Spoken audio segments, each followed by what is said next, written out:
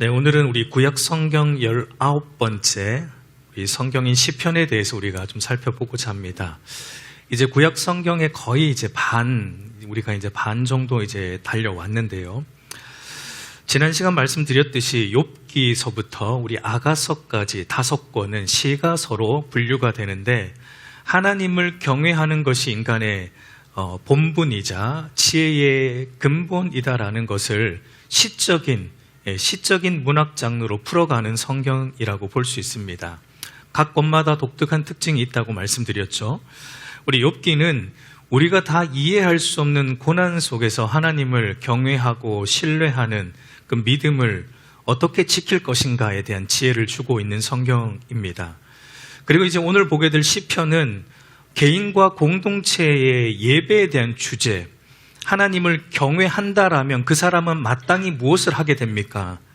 예배를 하게 되죠. 하나님을 경외한다고 하면서 예배를 안 드린다?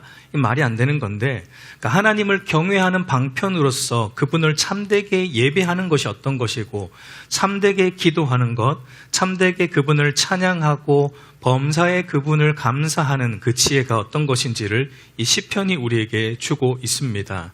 잠언은 이제 공적 예배 자리에서의 하나님을 경외하는 그 예배만이 아니라 우리의 모든 삶의 영역에서 우리가 예배자로서 하나님을 경외하는 사람으로 우리가 처해 있는 모든 삶의 자리에서 우리가 어떻게 하나님을 경외하며 살아갈 것인가에 대한 지혜를 주고 있고, 전도서는 하나님 없는 이 세상의 헛됨, 하나님 없이 살아가는 삶의 헛됨에서 하나님을 경외하고 그의 명령을 지킴으로 헛되지 않게 살아가는 지혜를 또 우리에게 주고 있습니다. 그리고 마지막 아가서는 하나님이 우리를 이처럼 사랑하사 독생자를 주셨듯이, 그리고 또한 그리스도께서는 교회를 위해 자기의 몸을 내어주셨듯이 우리 또한 하나님을 전심으로 사랑하고 또 이웃을, 옆에 있는 우리 지체들을 내 몸과 같이 사랑하는 지혜를 주고 있는 성경입니다. 오늘 이제 시편을 우리가 좀 간략하게 볼 텐데요. 시편은 여러분 잘 알듯이 무려 150편의 개별적인 시들로 구성된 성경이죠. 그래서 시편의 이 히브리어 이름은 테힐림이라는 이 히브리어인데, 그 의미가 찬양들이라는 의미입니다. 그러니까 시편은 그 이름처럼 하나님에 대한 찬양과 경배를 목적으로 쓰여진 예배용 찬송시 혹은 기도시라고 우리가 볼 수 있습니다. 시편 안에 보면 다양한 장르가 있어요. 하나님의 왕대심을 찬양하는 제왕시, 이런 걸 이제 제왕시라고 이제 신학자들이 분류를 해놓은 거예요. 하나님의 왕대심을 찬양하는 제왕시가 있고, 또 왕이신 하나님께 대한 어떤 찬양과 감사와 기도를 드리는 찬양시, 기도시, 감사시로 분류가 되기도 하고, 고난에 대해서 탄식하는 애가시, 탄식시라고 또 분류가 되는 시들도 있고, 혹은 우리가 시편을 읽어보면 막 시편 저자가 원수를 저주하기도 합니다. 저 원수를 하나님 좀 어떻게 해주십시오. 그래서 저주시로 분류되는 시들도 있습니다. 그리고 하나님을 경외함으로 말미암아 살아가는 것이 지혜다라는 것도 알려주는 지혜시도 있고, 그러니까 이렇게 다양한 장르로 시들이 분류가 되는 것을 볼 수 있습니다. 그래서 여러분, 시편은 지난 수세기 동안 유대인들이나 우리 기독교인들이 공적 예배 중에 찬송가나 기도서로서 많이 사용되어 왔어요. 지금도, 요즘은 잘 없지만 지금도 사실 예배 중에 우리 교회처럼 복음송 안 부르는 교회들이 있어요. 복음송 우리는 부르지만 복음송은 전혀 안 부르고 오로지 찬송가나 아니면 시편 찬송가가 따로 있습니다. 시편 찬송가. 그러니까 오로지 찬송가도 안 부르고 시편 찬송가만 부르는 굉장히 보수적인 교회들도 여전히 있습니다. 제가 잘 아는 또 한 교회도 그와 같은 교회가 있습니다. 복음송은 안 불러요. 오로지 시편 찬송가만 사용하는 교회가 있습니다. 무엇이 더 맞는가, 뭐가 더 성경적인가에 대한 답을 딱히 이렇게 한마디로 내리기가 쉽진 않아요. 물론 여러분, 사실 오늘 우리가 복음송은 가사나 멜로디가 사실 너무 좀 가벼운 느낌이 있는 것도 사실이긴 하죠. 그래서 우리가 복음송을 부를 때는 잘 선별해서 부를 필요가 있습니다. 선별의 조건은 1차적으로는 가사겠죠. 가사가 정말 성부와 성자와 성령 하나님에 대한 하나님의 어떠하심에 대한 내용이 담겨 있는가, 하나님께서 그리스도를 통해 성령 하나님을 통해 우리를 구원하시는 내용이 가사 안에 잘 반영되어 있는가가 아마 1차적으로는 가장 중요하겠고, 그 다음에 이제 멜로디도 가급적이면 우리가 너무 가벼운 것은 좀 피하는 게 좋겠죠. 하나님의 위엄과 그분의 거룩과 영광을 표현할 수 있는 그런 분위기, 그런 멜로디를 선별하는 것도 중요할 것입니다. 그러나 무엇보다 더 중요한 건 뭐냐면 찬양하는 우리의 마음이겠죠. 우리가 입술로만 찬양하는 것이 아니라 그 찬양 가사 하나하나를 우리의 마음에 새기고 그 가사와 같은 신앙 고백을 하고 또 그 가사의 내용과 같이 살겠다라는 그 결단과 순종의 마음으로 찬양을 하는 것이 사실상 가장 중요하다라고 볼 수 있습니다. 예를 들어 우리가 찬양은 정말 격정적으로 하고 눈물을 흘리며 하고 뜨겁게 하지만, 그러나 그것이 우리의 어떤 삶에 묻어나지 않고 그것이 그때뿐이라면 사실 그 찬양은 어떤 면에서는 의미가 없다라고 볼 수도 있어요. 여러분, 제가 이제 부교육자 때 청년들 데리고 이제 연합 집회 이런 데를 간 경험들이 있지 않겠습니까? 그러니까 큰 체육관을 보통 이제 빌려서 이제 집회를 하는데 많은 청년들이 모이죠. 그럼 이제 먼저 연합수련회 찬양팀이 나와서 뜨겁게 찬양 인도를 합니다. 얼마나 뜨겁게 인도하는지 이 체육관이 열기가 가득 찰 정도로 뜨겁게 찬양 인도를 합니다. 그런데 이제 찬양이 끝나고 강사 목사님이 올라오고 그 찬양팀들은 보통 이제 앞쪽에 어쨌든 한쪽에 쫙 모여 앉습니다. 그때 통솔했던 목사님들은 보통 이제 체육관이다 보니까 2층 관중석에서 이제 예배를 드렸는데 제가 앉은 자리에서 찬양팀이 제일 잘 보였어요.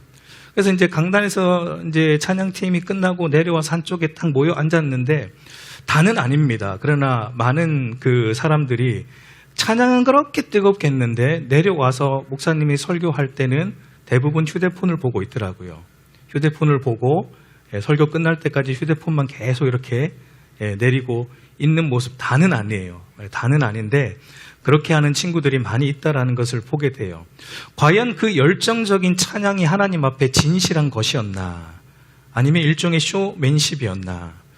그들의 찬양하는 그 순간에 열정적이었지는 몰라도 그 순간만이었던 거죠. 내려왔을 때는 그 찬양이 그들에게는 아무런 의미가 없었던 것이라고 볼 수 있을 겁니다. 그러니까 제가 무슨 말을 하고 싶은 것이냐면 찬양을 하는 그 순간 얼마나 뜨겁게 하는가도 중요하겠죠. 우리가 설렁설렁 해서는 안 되겠죠. 찬양할 때도 전심으로 우리가 하나님을 찬양해야 되지만 그 찬양이 그 끝난 이후에도 우리의 삶으로 이어져야 되는 거예요. 그 찬양 가사가 우리의 삶이 되어야 되고 우리의 삶에서 그 찬양의 내용이 사라져 돼야지만 그 찬양이 하나님 앞에서 진실한 찬양이 되는 것입니다. 여러분, 하나님은 우리의 찬양을도 받으시지만 우리를 받기를 원하시는 분이십니다. 그래서 여러분, 하나님께서 가인의 제사는 받지 않고 아벨의 제사를 받으셨던 것도 그런 이유 때문이죠. 우리 창세기 4장 4절과 5절을 보면 여호와께서 아벨과 그의 제물은 받으셨으나 가인과 그의 제물은 받지 아니하신지라 라고 말하는데, 여러분, 성경이 뭐라고 말하냐면 하나님께서는 아벨의 제물은 받으셨지만 가인의 제물은 받지 않으셨다 이렇게 말하지 않죠. 아벨과 그의 제물을 받으시고 가인과 그의 제물을 받지 않으셨다. 그러니까 하나님의 관심은 제물이 아닙니다. 하나님은 그 사람이에요. 그 사람이 어떠한 마음으로 그 제물을 드리고 어떠한 마음으로 그 찬양을 부르고 있는가가 하나님의 관심이다라는 것을 보게 됩니다. 그러니까 아무리 좋은 제물로 하나님께 드린다 할지라도, 아무리 열정적으로 하나님을 찬양하고 예배한다 할지라도 오늘 우리가 어떤 마음으로 이 자리에 앉아 있는가, 그 마음을 보시죠. 하나님은 우리의 중심을 보시는 분이시죠. 우리의 중심에 진실한 고백이 있고 그 진실한 고백에 합당하게 우리가 살아가는 삶의 내용이 있을 때 우리의 예배가 하나님 앞에 기쁘게 받아들여지는 예배가 될 것이고 우리의 찬양이 하나님 앞에 기쁘게 받아들여지는 찬양이 될 것입니다. 그러니까 여러분 중요한 거는 복음송을 부르는가, 찬송가를 부르는가, 시편 찬송가를 부르는가라기보다는 그것을 부르는 우리입니다. 우리가 진실되게 정말 그 가사 하나하나에 담겨있는 하나님의 성품을 묵상하고 그 하나님이 나를 위해 구원하시기 위해 행하신 그 놀라운 일들을 우리가 마음을 다해 찬양하는 것이 중요하다라는 것입니다. 여러분 시편은 이제 그걸 보여주는 겁니다. 시편은 그러니까 하나님을 우리가 어떻게 예배해야 돼, 어떠한 마음으로 예배해야 되고, 어떠한 마음으로 찬양을 해야 되고, 어떠한 마음으로 기도를 해야 되고, 어떠한 마음으로 우리가 그렇게 하나님을 섬겨야 되는지를 보여주는 게 여러분 시편이다라고 볼 수 있습니다. 이 150편의 시들을 보면 여러분 표제가 붙어 있는 시들도 있고 또 표제가 없는 시들도 있어요. 시편의 표제의 역할은 뭐냐면 이 시를 누가 썼는지 저자를 알려주기도 하고 아니면 이 시가 어떠한 배경 속에서 쓰여졌는지 그런 어떤 배경을 제공해 주기도 하고 아니면 이 시가 예배 중에 찬송가로 사용될 때는 어떤 운율로 찬양해야 되는지 그런 운율이나 시의 찬양의 성격을 알려주는 정보를 표제 안에 담아 놓기도 했습니다. 150편의 시들 중에 시의 저자나 배경이나 성격에 대한 정보를 주고 있는 표제가 있는 시들이 총 116편이나 돼요. 이 중에 여러분 다윗의 시가 몇 편일까요? 다윗의 시가 총 73편, 확인된 것만 73편. 그 다음 아삽의 시가 12편, 고라 자손의 시들이 11편, 에단이라는 사람의 시가 1편, 솔로몬의 시가 2편, 72편, 127편, 모세의 시가 1편, 몇 편이죠? 90편, 모세의 시가 1편 있습니다. 그러니까 이걸 다 더하면 총 100편이에요. 그러니까 100편은 정확하게 저자가 이제 밝혀진 것만 100편이고 나머지 표제가 있는 것들 중에 16편은 저자는 밝히고 있지는 않지만 시의 배경이나 어떤 시의 성격 등을 알려주고 있는 정보만 주고 있는 시들입니다. 그러니까 여러분 확실하게 밝혀진 이 시들 100편의 시들 중에 다윗의 시가 73편으로 제일 많은 비중을 차지하기 때문에 보통 시편을 그래서 누구의 시다라고 부릅니까? 다윗의 시편이다라고 우리가 그냥 통상적으로 부릅니다. 아마 여러분 저자가 밝혀지진 않은 이 50편의 시들 중에도 다윗의 시가 있을 겁니다. 밝혀지진 않았지만 다윗이 쓴 시가 있을 것이기 때문에 대략적으로 한 100편 정도는 다윗의 시가 되지 않을까. 그러니까 비중상 다윗의 시가 거의 대부분이기 때문에 시편을 통틀어서 다윗의 시편이다라고 부릅니다. 연대적으로 보면 그러면 가장 먼저 쓰여진 시는 몇 편입니까? 연대적으로 따져보면 가장 먼저 이른 시기에 쓰여진 시는 시편 90편이죠. 모세가 썼으니까.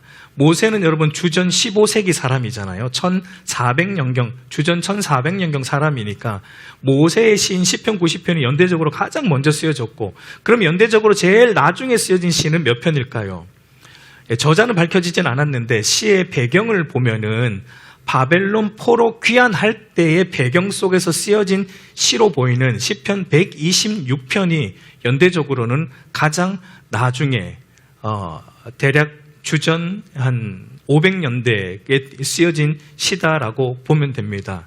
그러니까 여러분 시편은 주전 15세기부터 주전 5세기까지 그러니까 대략 1000년 동안 1000년이라는 세월에 걸쳐서 여러 저자들에 의해 기록된 성경이다라고 볼 수 있습니다. 그러면 여러분 궁금한 것은 이 1000년의 세월 속에서 여러 저자들에 의해 쓰여진 150편의 시들이 그러면 어떻게 이렇게 하나의 성경으로 만들어졌는가?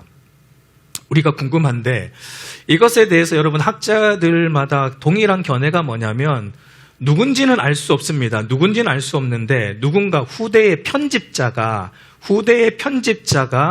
이 모든 시들을 수집했고 이와 같은 순서로 배열했다라고 모든 학자들이 동일하게 말하고 있습니다. 물론 그 가운데 성령 하나님께서 역사하셨겠죠.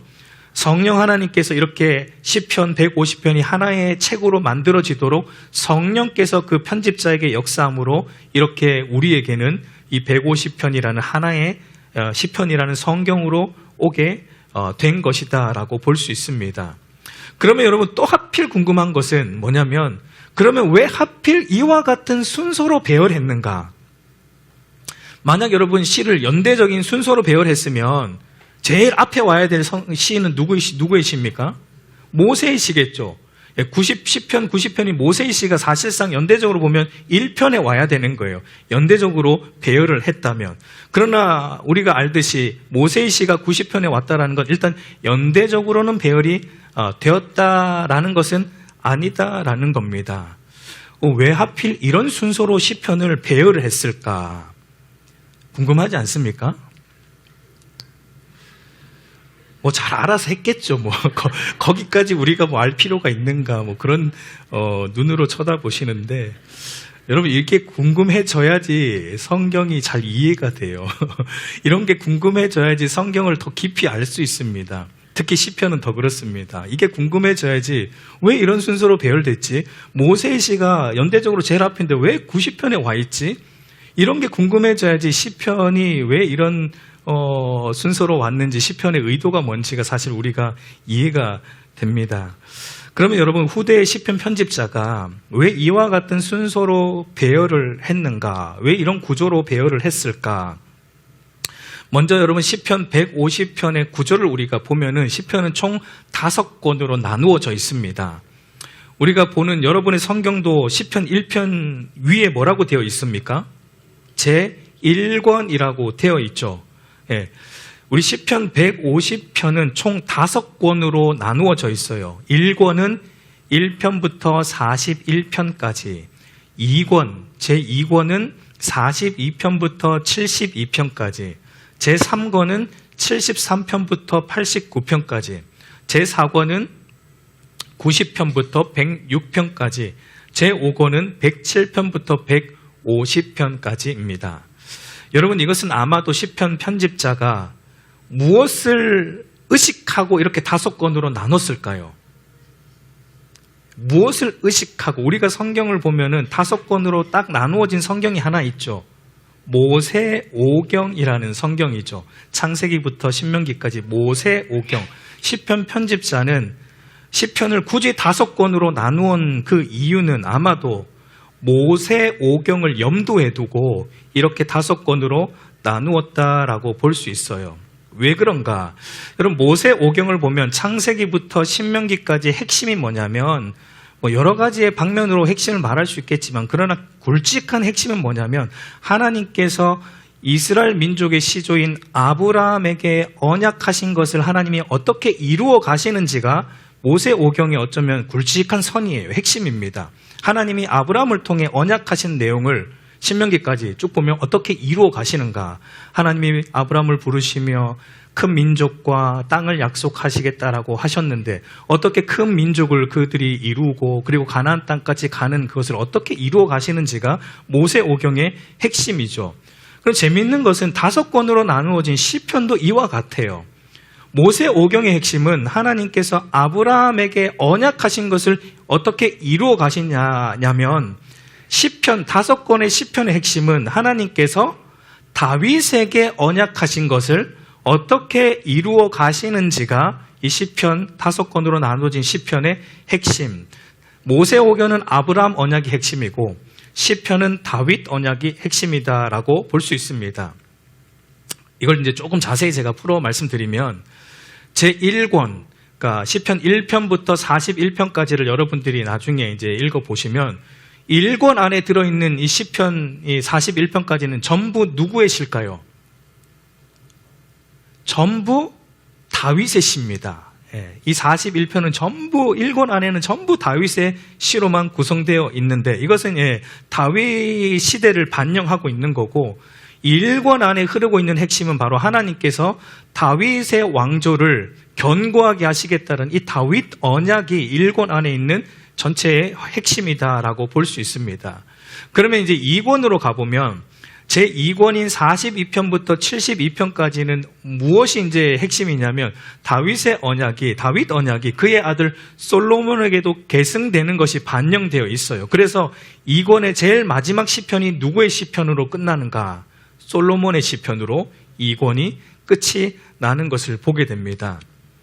그 다음 3권으로 가보면 시편 73편부터 89편까지 3권은 어떤 역사를 반영하고 있냐면 솔로몬 이후에 이스라엘이 북이스라엘과 남유다로 나누어지고 그리고 그 이스라엘과 유다가 하나님의 언약, 다윗과 솔로몬에게 하신 그 언약을 따라 살지 않았죠. 언약의 말씀을 따라 살지 않으므로 결국은 이들이 어떻게 되냐면 우리가 그 열왕기서를 통해 보았듯이 이들이 결국 하나님의 언약을 따라 살지 않으므로 그들이 멸망하고 하나님의 심판으로 멸망받고 포로로 잡혀가는 역사가 이 3권 안에 반영되어 있어요. 그래서 3권의 제일 마지막 시편 89편을 여러분이 나중에 읽어보시면 어떤 내용이냐면 하나님께 탄식합니다. 하나님 다윗에게 언약하셨잖아요. 이 유다가 이스라엘이 견고할 것이라고 다윗의 나라가 견고할 것이다라고 하나님이 약속하셨는데 왜 우리나라가 이렇게 멸망당합니까? 왜 우리가 이렇게 멸망당하여 포로로 잡혀갑니까? 다윗의 왕조가 하나님 무너졌습니까? 하나님의 약속이 깨어졌습니까? 라고 89편을 보면 탄식하는 내용이 나옵니다. 우리 시편 89편 49절 함께 읽어보겠습니다. 주여 주의 성실하심으로 다윗에게 맹세하신 그 전에 인자하심이 어디 있나이까? 그러니까 탄식하는 거예요. 다윗에게 약속하신 것이 왜 이와 같이 이루어지지 않는 것처럼 보입니까? 왜 이 나라가 이렇게 망했습니까? 라고 탄식하고 있는 질문으로 제3권 마지막이 이렇게 끝이 납니다. 그래서 시편 제4권으로 가보면 이런 질문들의 답을 주는 시들로 전부 구성되어 있습니다. 시편 제4권은 3권이 던진 질문, 다윗 언약이 실패한 것 같습니다. 다윗 언약이 왜 깨어졌습니까? 하나님이 언약하셨는데 왜 이것이 이 유다가 멸망당했습니까? 라고 탄식했는데 4권에 가보면 그 답을 줍니다. 그것은 너희가 죄로 인해 너희가 받은 심판이지 하나님의 언약이 깨어진 게 아니다. 하나님께서 다윗에게 언약하셨듯이 너희를 다시 회복할 것이고 다윗의 후손으로 오실 그리스도를 통해 참 다윗의 나라, 하나님 나라를 영원하게 할 것이다 라는 답을 4권에서 답을 주고 있는 내용들입니다. 근데 여러분 그 답을 줄 수 있는 최적의 사람이 누구일까요? 바벨론의 포로로 잡혀가 있습니다. 근데 이들이 돌아와야 돼요. 하나님의 언약이 회복되려면 포로로 잡혀가 있는 이들이 다시 예루살렘으로 돌아와야 돼요. 이 답을 줄 수 있는 최적의 사람이 누구입니까?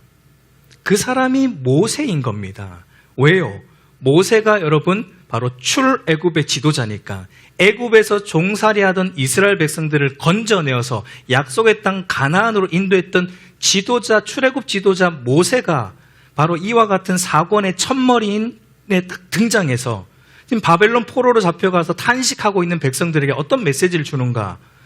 과거에 하나님이 애굽에 종살이하던 이스라엘을 나를 통해 출애굽하여 가나안 땅으로 인도했듯이 바벨론의 포로로 잡혀있는 너희들을 하나님께서 다시 출바벨론 시키실 것이다 라는 답을 모세가 4권 첫머리에 등장해서 주고 있는 겁니다. 하나님의 언약이 깨어진 게 아니다. 너희의 죄로 인해 심판받은 것이지. 그러나 하나님은 언약을 기억하시고 다윗에게 하신 언약을 기억하시사 너희를 다시 돌아오게 하신다. 회복시키신다. 하나님이 참 왕이다. 다윗이 진짜 왕이 아니고 하나님이 진짜 왕이시다라는 것이 시편 4권 안에 담겨 있는 내용입니다. 그런 점에서 여러분 4권의 첫 번째 시편인 이 시편 90편은 인간 다윗 왕권에서 지금 모든 이 이스라엘 백성들의 초점이 다윗 왕에게 있거든요. 3권까지. 근데 4권에 등장하자마자 모세가 얘기하는 게 뭐냐면 인간 다윗 왕이 진짜 왕이 아니고 하나님이 진짜 왕이다. 하나님이 언약을 이루신다라고 모세가 선포하고 있는 게 시편 90편입니다. 그래서 여러분 시편 4권에 들어있는 시들을 나중에 읽어보시면 계속 반복적으로 나오는 표현이 있습니다. 4권 안에. 그게 뭐냐면 히브리어로 야훼 말락이라는 표현입니다. 야훼 말락은 하나님이 왕이시다. 혹은 하나님이 통치하신다. 하나님이 다스리신다. 라는 이 표현이 4권 안에 집중되어 있어요. 야훼 말락이라는 표현이 4권 안에 있습니다. 한번 다 찾아보긴 어렵고 몇 개만 우리가 한번 찾아보면 시편 93편 1절 같이 읽습니다. 여호와께서 다스리시니 스스로 권위를 입으셨도다. 이 여호와께서 다스리시니가 야훼 말락이에요. 하나님이 왕이시다. 여호와께서 다스리신다. 우리 95편 3절도 여호와는 크신 하나님이시요 모든 신들보다 크신 왕이시기 때문이도다. 이게 야훼 말락입니다. 97편 1절 여호와께서 다스리시니 땅은 즐거워하며 허다한 섬은 기뻐할지어다. 이 외에도 무수히 많은데 제가 다 읽긴 그래서 세 군데만 찾았는데요. 그러니까 이처럼 시편 4권의 핵심 주제는 바로 여호와가 다스리신다. 여호와가 왕이시다. 야훼 말라. 모세가 등장해서 여호와가 왕이시다라는 걸 시편 4권이 선포하고 있는 겁니다. 그러면 여러분 이제 탄식하던 백성들이 이걸 들었습니다. 아, 여호와가 왕이다. 다윗이 아니구나. 다윗 언약이 실패한 게 아니구나. 하나님이 왕으로서 하나님이 이 언약을 다시 성취하시고 우리를 회복하실 것이구나 라는 말을 들었으면 마땅한 이들의 반응은 무엇일까요? 저와 여러분에게도 우리의 삶에 뭔가 고난이 있고 힘듦이 있어서 우리가 탄식하고 있습니다. 그때 여러분 하나님께서 우리의 심령 속에 말씀하십니다. 내가 너희의 왕이다. 내가 너의 삶을 회복할 것이다. 내가 너를 인도할 것이다 라는 말을 들으면 우리에게도 나와야 될 마땅한 반응은 무엇입니까? 그 하나님을 경배하고 그 하나님을 찬양하는 내용이 마땅히 나와야 되지 않겠어요? 그러면 여러분 시편 제5권에 가면 어떤 내용이 나올까요? 시편 제5권에 가보면 5권 안에 있는 찬양들은 전부 바로 이에 대한 반응으로 여호와를 찬양하라, 여호와를 경배하라 라는 표현들이 이 시편 제5권 안에 집중적으로 담겨 있는 것을 우리가 보게 됩니다. 이것도 다 찾긴 그렇고 제일 마지막 시편 150편 를 보면은 150편이 할렐루야로 시작했다가 할렐루야로 끝나요. 이 할렐루야라는 말이 무슨 뜻입니까? 여호와를 찬양하라는 뜻이죠. 여호와를 경배하라는 뜻이죠. 시편 150편 우리 1절을 보면은 할렐루야 그의 성소에서 하나님을 찬양하며 그의 권능의 궁창에서 그를 찬양할지어다. 6절도 보면 호흡 있는 자마다 여호와를 찬양하라 할렐루야라고 이 시편 제5권의 마지막 시가 이렇게 끝이 납니다. 그러니까 시편 제5권의 핵심 메시지는 이거예요. 인간의 마땅한 본분은 왕이신 하나님을 찬양하고 경배하고 예배하는 것임을 제5권에서 이제 이렇게 말하고 있습니다. 즉 하나님을 경외하는 삶이란 무엇인가? 하나님을 자기 왕으로 모시는 삶. 하나님을 경배한다는 것은 하나님이 내 인생의 왕이다라는 걸 모시는 거고 그 왕이신 하나님을 우리가 마땅히 왕이시기 때문에 그분을 우리는 경배하고 찬양하고 예배하는 삶으로 살아가는 것이 우리 인간의 마땅한 본분이고 그것이 참으로 지혜로운 삶이다라는 것을 시편이 이와 같은 구조로 우리가 개별적인 시들을 보면 또 다른 내용들을 우리 찾아낼 수 있지만 전체적인 시편의 전체를 보면 이와 같은 흐름으로 시편이 우리에게 흘러가고 있다라는 것을 보게 됩니다. 그래서 여러분 시편의 구조를 보면 사실상 탄식으로 시작해서 마지막에 경배로 찬양으로 끝이 나는 구조죠. 다윗 언약이 주어졌지만 인간의 죄로 인해 그 언약이 사실은 실패될 것처럼 무너져 가고 있을 때 또 참 왕이신 하나님이 나타나셔서 그 언약을 회복하심으로 하나님을 찬양하고 경배하는 그러니까 시편의 구조가 이렇게 탄식으로 가다가 다시 경배로 올라가는 구조. 개별적인 시들을 보면 여러분 또 개별적인 시들도 그래요. 시편의 개별적인 시편의 각각도 보면은 시편의 내용들을 보면은 대부분이 시편이 처음에는 어떻게 시작하죠? 처음에 시편을 들어보면 시편의 시작이 보통은 탄식으로 시작합니다. 하나님, 뭐 이렇게 원수가 나를 쫓아옵니다. 원수가 왜 이렇게 많습니까? 라고 탄식하다가 시편에 또 마지막에 가면 그 시의 마지막에도 가면 또 뭘로 끝이 나요? 찬양으로 끝이 나요. 하나님 감사합니다. 문제가 해결된 건 아니에요. 그 시를 쓰고 있는 가운데 그 시편 저자가 가지고 있는 문제가 해결되진 않았어요. 근데 마지막에 가면은 하나님을 경배합니다. 그 이유가 뭡니까? 중간에 뭘 깨달은 거예요. 하나님이 왕이시다. 하나님이 내 삶을 통치하신다. 하나님이 내 삶을 회복하시고 결국은 붙드신다라는 하나님의 왕되심을 깨달고 나니까 문제는 그대로 있는데 경배와 찬양을 하나님께 올려드리는 겁니다. 여러분, 이게 이제 시편의 전체의 구조이기도 하고 개별적인 시들 안에도 있는 구조이기도 하다라는 겁니다.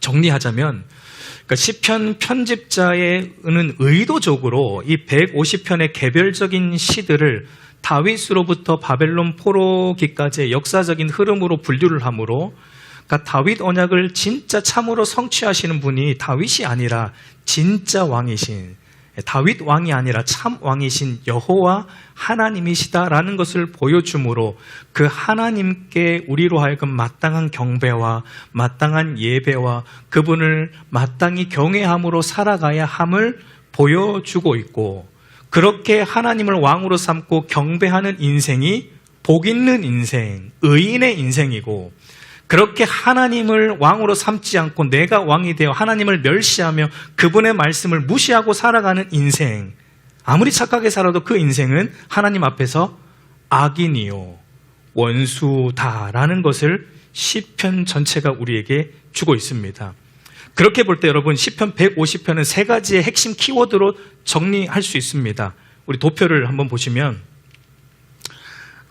시편 150편은 이렇게 이제 세 가지의 키워드로 정리가 돼요. 하나님과 의인과 악인입니다. 하나님은 여러분 누굽니까? 온 세상을 다스리시는 만왕의 왕이십니다. 그분은 지존하신 왕이시고 의로운 재판관이시며 그분은 시온에서 좌정하셔서 온 세상을 다스리시는 참 왕이시다라는 것이고, 그럼 의인은 누구인가? 그 하나님을 왕으로 삼고 하나님 말씀대로 살고 하나님을 의지하는 하나님의 백성이 바로 시편에서 말하고 있는 하나님 앞에서의 의인이다라는 거고요. 악인은 누구인가? 그 하나님을 부인하고 하나님을 멸시하고 또 하나님을 믿는 의인들, 하나님의 백성들을 핍박하는 자들이 악인이고 원수다. 여러분, 시편 읽어보면 이게 사실 핵심이에요. 그래서 시편 보면 의인이 나오고 계속 악인이 나오고 계속 이런 것들이 반복하거든요. 그러니까 시편 전체는 사실 이렇게 세 가지의 키워드로 정리가 될 수 있습니다. 그래서 시편 전체의 서론은 이제 시편 1편과 2편이다라고 볼 수 있거든요. 시편 전체의 서론이 1편과 2편에서 이것을 정확하게 먼저 우리에게 밝혀주면서 시편이 전체가 이제 흘러갑니다. 그러니까 시편 1편과 2편의 핵심은 의인과 악인의 대조입니다. 시편 1편은 의인이 어떠한 자이고 의인이 받을 복에 초점이 있고, 시편 2편은 그러면 악인은 어떠한 사람이고 악인이 받을 벌은 무엇인지가 초점입니다.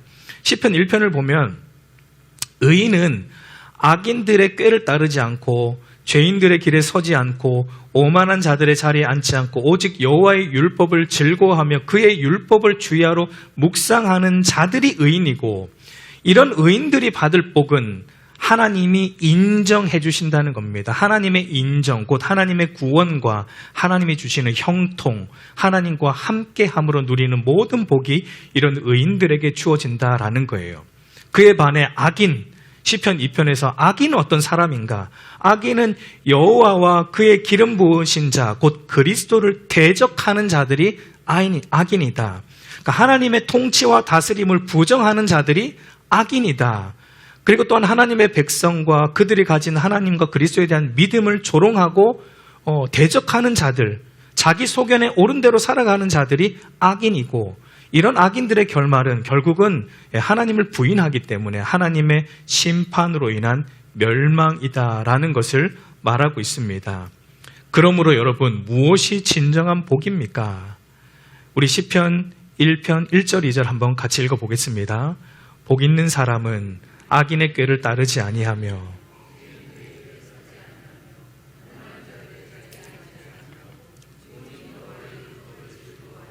그의 율법을 주야로 묵상하는도다. 우리 시편 2편 11절 12절도 같이 읽겠습니다. 여호와를 경외함으로 섬기고 떨며 즐거워할지어다. 그의 아들에게 입맞추라. 여호와께 피하는 모든 사람은 다 복이 있도다. 바로 이것이 진정한 복이다라는 것을 말하고 있어요. 복은 여호와를 경외함으로 하나님이 미워하는 악인들의 꾀를 따르지 않고 죄인들의 길에 서지 않고 오만한 자들의 자리에 앉지 않고 하나님을 사랑함으로 그의 율법을 즐거워하여 주야로 묵상하며 말씀대로 살아가는 것이 진정한 복이다라고 말하고 있고요. 이것이 예배의 삶이다라는 겁니다. 예배의 자리에 나와 앉아 있는 것이 예배가 아니고 이와 같은 삶으로 살아가고 이와 같은 삶으로 살아가는 자가 하나님 앞에 또 나와 하나님을 경배하는 그것이 진정한 예배다라는 것, 이것이 찬양이고 이것이 기도이다라는 것을 시편은 우리에게 말해주고 있습니다. 여러분, 이제 말씀을 맺겠습니다. 오늘 우리의 예배는 여러분 어떠합니까? 우리는 하나님의 왕되심을 진실로 인정함으로 이 예배의 자리에서도 참되게 하나님을 예배하고 또 우리의 모든 삶의 영역에서도 하나님이 미워하는 이 세상의 가치를 따라 살지 않고 하나님이 기뻐하는 말씀을 쫓아 살아가는 그런 진정한 예배의 삶을 우리가 살아가고 있습니까? 시편은 오늘 우리에게 이것을 묻습니다. 우리의 이 공적 예배는 어떠한가? 우리의 삶의 예배는 어떠한가? 시편은 오늘 저와 여러분에게 그것을 묻고 있습니다. 여러분, 시편을 통해 저와 여러분이 진정한 예배의 삶을 배우고 진정한 예배자로 설 수 있는 은혜가 우리 안에 일어나기를 간절히 소망합니다. 여러분, 예배에 성공하는 인생이 참으로 성공하는 인생임을 여러분 꼭 기억하시기 바랍니다. 우리가 날마다 하나님 앞에 전심으로 예배하는 그 예배자들로 서기를 우리 주님의 이름으로 축복합니다.